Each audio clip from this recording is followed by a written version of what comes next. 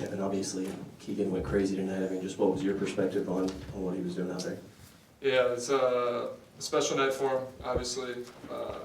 Felt like anything he was throwing up was going in. At one point, I think it was 12 of 13, 11 of 12 from 3, whatever it was, finished 12 of 15. That's ridiculous. Like 12 of 15 from 3 in a game is ridiculous numbers. Locked in. There weren't easy shots. A couple in transition. His feet weren't right. Jabbing guys off him. A lot of shots overhand. It's a special night for him. That just shows you how high level of a shooter he is, and really happy for him. When you guys are in the huddle, do you even talk to him at all? Is there anything you're letting him know about the special game he's having and trying to get him to ease up it, or like even just kind of smile at all? Yeah, I think there was one huddle. For the most part, like it feel like a lot of the big wave came in a stretch there in the third quarter where it was, the game, there wasn't really much stoppage in play, and it was, he had 5 or 6 in a row. I was talking to Fox a little bit on the bench. Him and Fox, it's funny, they have like a little sibling rivalry, I think from their relationship this summer. So I honestly thought Fox had gotten 50 before. So I looked up and I was like, you're going to be pissed when Keegan gets 50. He's like, actually, like, I think my career high is 44. And so happy for him. I don't think Keegan has a lot of bragging rights much from this summer for any of their matchups, but he's got this on him now. So see how long it takes Fox to get 48. But 47 for Keegan, I think that was really what we were talking about in the huddle. And from there, we were trying to tell him to smile. Like, Keegan was business as usual. We got in the huddle, like, man, have a good time. Like, this is special what you're doing. Kevin, I noticed Keegan had just about 50% of those threes that were shot tonight, but you guys tonight been shooting really, really well at home these last 3 home games. Can you talk a little bit about that? Yeah, this is their personnel at Utah, I think, with how big they are, them trying out that zone. They've been playing zone a lot this year. The way we're capable of moving the ball and the shooters we have, this should be a game where we get up a lot of threes and we could find open shots. And I feel like we did that. I think Domas was really aggressive in making sure we were getting the ball to him in the center of the court so we could find guys. Not being aggressive necessarily to score, but being aggressive to make plays. And it feels like we were getting good looks all game. And a lot of that came from it's hard to play zone in the NBA with the 3-second rules. And as long as you move the ball and you're unselfish, like, you're going to find open shots. And I feel like we really did that. They went man for a little bit in that third quarter. But that's just a part of what they do, trying to jump up the game and part of their defense because of who they have. But I think our personnel, again, like I said, the team that goes zone against you that much, you should be able to figure it out and get open shots in this league. Kevin, you worked your way through a shooting slump earlier this season. Your teammates celebrated you getting through it with you. Keegan's had a lot of good looks this year that just haven't been dropping. For him to have a breakthrough night like tonight, how enjoyable not just is that for him, but for you and his teammates to see him get going? Yeah, it's it's going to come back. Like, that's the thing about this league, and you just got to trust it. Play 82 games. Like, I think right now we're in like 8 games in 13-day stretch, and so you're always going to have the next game.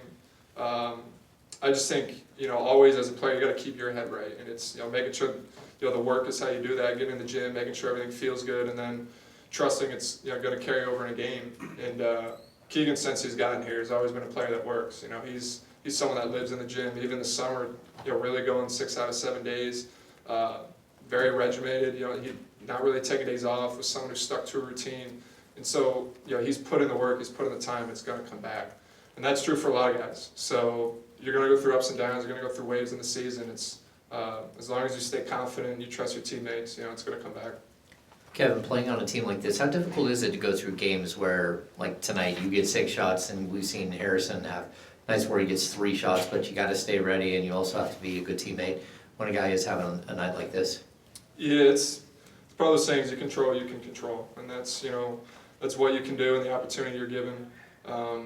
Maybe 6 shots, in 24 minutes, maybe I can be a little bit more aggressive. I think similar to Domas, just trying to find open shots and what they were doing in that zone, and Keegan had it going, trying to find him. But really, for the most part, it's trying to be unselfish, controlling what you can. Being out there playing the game the right way. I think I'm always the player that tries to play the game the right way and not ever hunting shots unless you're having a night like Keegan. We have so many good offensive weapons. It can be anyone's night, and throughout the course of the season, again, you're going to go through ups and downs and continue to trust it'll come back to you. I know he got tossed tonight. I'm not asking about that. Just your perspective on Keon and what he was able to do, especially distributing as the starting point guard tonight. Yeah, Keon affects the ways in games you don't always see in the box score. I think that's very cliche to say, but I feel like Keegan, he's always in passing lanes. As he's a really underrated defender. He's a ball hawk. It kind of always just feels like he's junking up the game, and he's a player that feels like he's everywhere when you're playing with him. And offensively, you saw a game like last game when he's able to hit a bunch of threes. That's where it explodes and everyone notices him. But in a game like today, 26 minutes, I thought defensively he was great again. He's always just going to do the little things over the course of a game that you don't always feel, you don't see unless you're really on the court. And our coaches obviously see it too. So Keegan, again, I thought he had a good game. Took 3 shots, 2 points, and I know he gets tossed from the game, but it is what it is. He'll be back.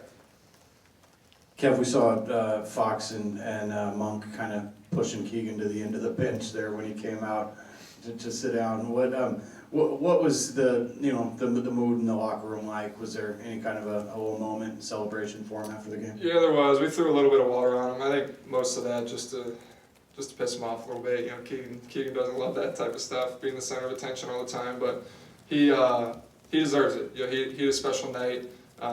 Him and Fox really do. They have a funny relationship. I think he's a funny relationship with Domas. So I'm not sure what happened there. So pushing the other bench, it's kind of getting like a little brother move. But Keegan, he was happy. Everyone's happy for him. Trying to get him to smile more. He threw it all. He'll come up here and hopefully talk about it. But we're all just very excited for him, making sure that he's enjoying it too. Anything else? Appreciate it. Thanks.